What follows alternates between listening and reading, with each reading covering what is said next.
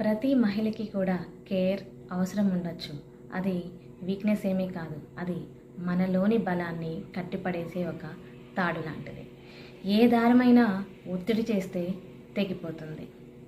నేను మీకు ఇప్పుడు ఒక రాణి అనే ఒక టైలర్ స్టోరీ చెప్తాను.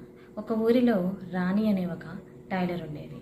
తన చేతిలో ఎంత మ్యాజిక్ ఉంటుందంటే తను ఏ దారం పట్టుకున్నా దానితో ఒక బ్యూటిఫుల్ క్లాత్ తయారయ్యేది. కానీ తన దుస్తులు మాత్రం ఎంతో పాతవిగా ప్యాచెస్తో పట్టించుకొని వాటిలాగా ఉండేది. ఎందుకంటే తను ఎప్పుడు అందరి కళల్ని కుట్టే మనిషిగా బిజీగా ఉంటుంది. ఒకరోజు ఒక చిన్న పిల్లవాడు ఒక చినిగిపోయిన గాలిపటాన్ని తీసుకొని రాణి దగ్గరికి వస్తాడు. ఆంటీ, దీన్ని కొంచెం సరిచేసి ఇస్తారా అని అడుగుతాడు. రాణి దాన్ని తీసుకొని సరిచేస్తూ ఉంటుంది.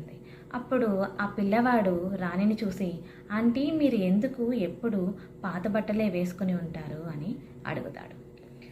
ఆ ప్రశ్న రాణి మనసుని తాకింది. చిరునవ్వుతో అప్పుడు రాణి అంటుంది, నేను ఎప్పుడు ఇతరుల రెక్కల్ని కుట్టే పనిలో బిజీగా ఉన్నాను అని అంటుంది. చిన్నపిల్లవాడు రాణి చేతి దగ్గర ఉన్న క్లాత్కున్న దారాన్ని తెంపుతాడు. ఎంత బలమైన దారమైనా ఒంటరిగా ఉంటే తెగిపోతుంది అని పిల్లవాడు అంటాడు. ఆ చిన్న పిల్లవాడు చెప్పిన ఆ మాటకి రాణి ఒంటరితనాన్ని గమనిస్తుంది. ఆ రోజు రాణి గాలిపటంతో పాటు తన మనసుని కూడా కుట్టించుకుంది.